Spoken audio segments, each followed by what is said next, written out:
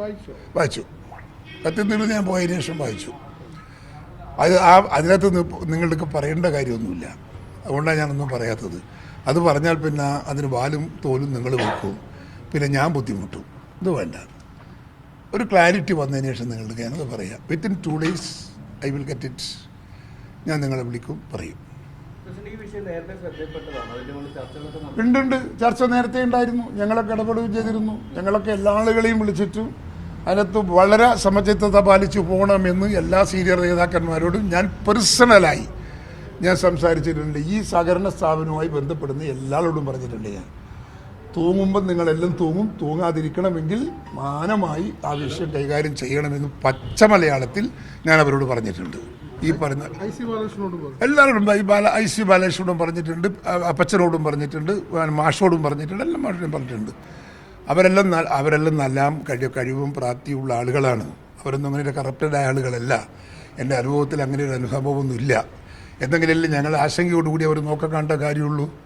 അവരതൊക്കെ മാനമായി അത് ഡീൽ ചെയ്തു എന്നാണ് എൻ്റെ വിശ്വാസം. പ്രത്യേകിച്ചും ഇപ്പോൾ കമ്മിറ്റി വന്നപ്പോൾ അവർക്ക് കുറച്ചും കൂടി ഒരു അധികാരം കിട്ടിയിട്ടുണ്ട്. അവർക്ക് വേണ്ട പോലെ ചെയ്യാനുള്ള പ്രവർത്തനങ്ങളെ ദിവസം 2 ദിവസമെങ്കിലും കൊടുത്ത് നമുക്ക് റിപ്പോർട്ട് കളക്ട് ചെയ്യാം. ഓക്കെ, അല്ല ആവും എന്ന് അത് സീരിയസ് ആയ റിപ്പോർട്ട് സംഭവം ആയിരുന്നില്ല. പക്ഷെ അതാവും എന്ന് ഞങ്ങൾ കണക്ക് കൂട്ടിയിരുന്നു. കാരണം ഈ ജോലിക്കുള്ള ആ തള്ളൊരു വിഷയം തന്നെ ആവുമെന്ന് ഞങ്ങൾക്ക് പേടിയുണ്ടായിരുന്നു. പക്ഷെ എന്നാലും നമ്മൾ പ്രതീക്ഷിച്ചിടയ്ക്കൊന്നും എത്തിയിട്ടില്ല.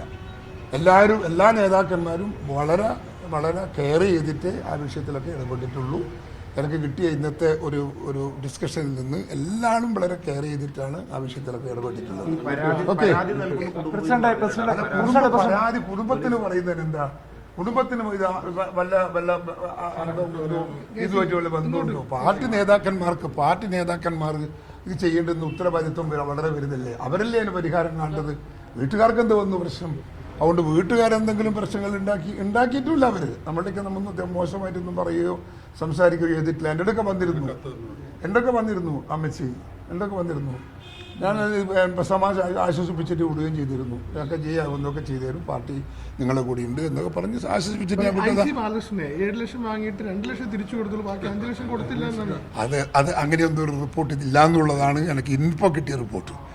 2 കൊടുത്തു എന്നൊക്കെ. IC ഒക്കെ എത്ര കൊല്ലത്തെ പൊളിറ്റിക്സ് ഉള്ള ആളാണ്. നിങ്ങൾ തന്നെ പറ.